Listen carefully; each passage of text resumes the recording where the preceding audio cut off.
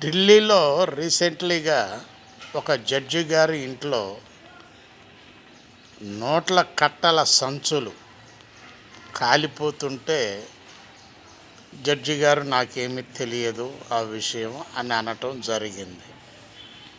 ఇంట్లో మెంబర్స్ కాలిపోతున్నాయని చెప్పి వాళ్ళు చూస్తూ ఉండటం జరిగింది. మరి జరిగింది, కాలింది, ఆ సంచులు ఉన్నది వారి ఇంట్లోనే. మరి బయట వాళ్ళు వచ్చి ఏ విధంగా తగలబెడతారు? ఒక జడ్జి గారి ఇంట్లోకి వచ్చి ఎట్లా తగలబెడతారు? ఇవన్నీ మరి వారి ఇంట్లో ఎవరికీ తెలియదంట.